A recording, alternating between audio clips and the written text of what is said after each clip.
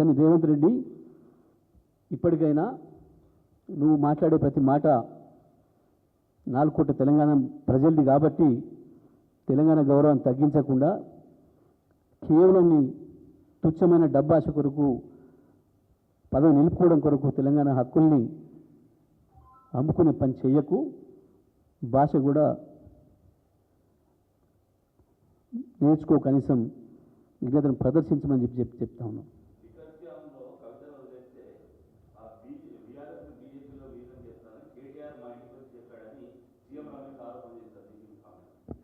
CM Ramesh ఆయన మనిషి, ఆయన లెక్క, ఆయన కూడా మాట్లాడతాడు. సరే, వాస్తవానికి పార్లమెంట్ ఎన్నికల ముందు అక్కడక్కడ వార్తలు వస్తేనే బీజేపీతో పొత్తు అని చెప్పి కేసీఆర్ గారు మమ్మల్ని అందరిని పిలిచి కోప్పడ్డాడు. సీనియర్ లీడర్ అందరిని పిలిచి ఎందుకు వస్తున్నాయి ఎటువంటి వార్తలు చూడాలి కదా, చెక్ చేయాలి కదా, మీరు అటువంటి చెత్త వార్తలు రాకూడదు కదా, ప్రాణం పోయిన బీజేపీతో మనం పొద్దుకు పోవడం సిద్ధంగా లేం కదా, ఎప్పుడు కూడా అది ఎప్పటికి జరగని పని కదా, ఎందుకు వస్తున్నాయి ఆ వార్తలు అని చెప్పి చూసుకోరా మరి మీరు సీనియర్లు అని చెప్పి మమ్మల్ని ఇవ్వపడ్డాడు.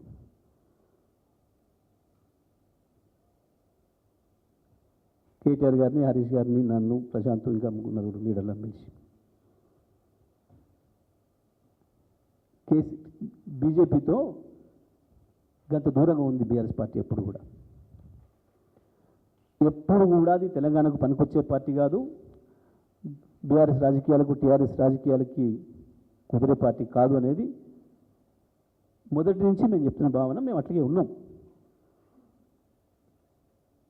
ఇక దాంట్లో ఎవడో చిన్న సైజు బ్రోకర్లు, పెద్ద సైజు బ్రోకర్లు ఎవడో వచ్చి చెప్పి మాట్లాడితే అది పనికి మళ్ళీ వచ్చటం. చంద్రబాబు నాయుడు గారు తన అవసరాల కొరకు కొంతమందికి కాంట్రాక్టర్లకు, కొంతమంది చిన్న చిన్న బ్రోకర్లకి పదవులు ఇచ్చి రాజకీయ రూపం తొడిగిండు వాళ్ళకి, కొద్దిమందికి. అటువంటి వాళ్ళు మాట్లాడే మాటలకి పెద్ద విలువ ఉండదు, దాన్ని పట్టించుకోవాల్సిన అవసరం కూడా లేదు.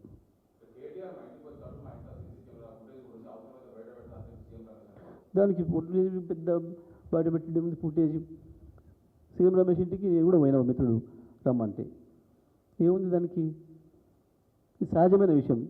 ఢిల్లీలో ఎయిర్పోర్ట్లో పోతున్నప్పుడు, పార్లమెంట్లో కలిసినప్పుడు అన్న మా ఇంటికి ఒకసారి భోజనం రండి అని పిలవడం అనేది చాలా కామన్ విషయం. ఇది మా దయాకర్ రావు గారు, మా ఇంకో పార్లమెంట్ మిత్రుడు ఒకసారి నేను ఢిల్లీ పోయినప్పుడు కూడా అన్న ఇల్లు ఆయన చాలా బాగా కట్టిండన్న, ఇంటీరియర్ ఏదో చాలా బాగుందన్న, దాన్ని చూడాలన్న ఒకసారి అన్నారు. ఆయన కూడా ఫోన్ చేసిండు. ఆయన ఫోన్ చేసిన రికార్డు నాది కూడా ఉంది. అన్న ఒకసారి రండి భోజనానికి. పోతారు, ఏముంది దానికి.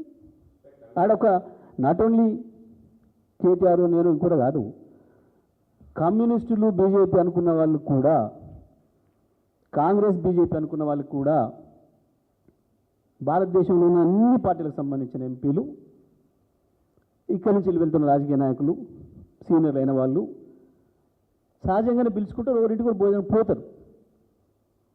అది పెద్ద సమస్యనా? నువ్వు ఆ సీసీ ఫుటేజ్లే కనుక దిద్దామంటే సీఎం రమేష్ జీవితకాలంలో అతి ఎక్కువ రోజులు ఉండేది చంద్రబాబు నాయుడు గారి ఇంట్లో, లేదా ఢిల్లీలో ఇప్పుడు గత ఏడాది కాలంగా తెలంగాణ ముఖ్యమంత్రి రేవంత్ రెడ్డి ఇంట్లో, 23 తుగ్లక్ రోడ్లో.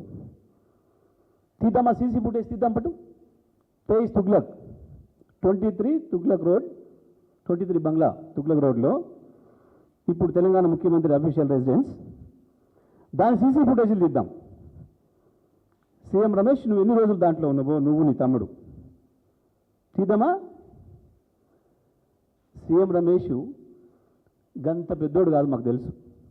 ఆయనే చెప్పింది చాలా సందర్భాల్లో, చీచి గీ బీజేపీ పార్టీ నేను ఎట్లుంటానా, నన్ను మా సుజనా చౌదరిని చెయ్యి విరిచి ఆర్బిట్రిస్ట్ చేసి తీసుకుపోయారు, మమ్మల్ని ఈడీలు వేస్తాం, మమ్మల్ని ఇల్లు వేస్తాం, అండ్లు వేస్తాం భయపెట్టి తీసుకుపోయిన పార్టీ. నేను ఎప్పటికీ చంద్రబాబు మనిషిని,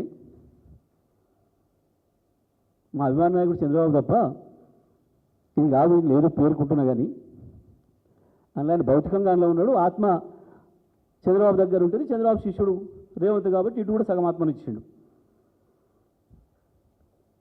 సీసీ ఫుటేజ్ సిద్ధమాను సీఎం రమేష్ తీద్దామా తేజ్ తుగ్లక్. చంద్రబాబు ఢిల్లీకి వచ్చిన ప్రతిసారి మొత్తం వచ్చి నుంచి పోయినాక నువ్వే ఏమంటుంటావా ఉండవా? ఇవాళ బీజేపీతో పొత్తానికి వాళ్ళంతా ముందు కూడా ఇక గాయన లెక్క ఎంత ఏం మాట్లాడు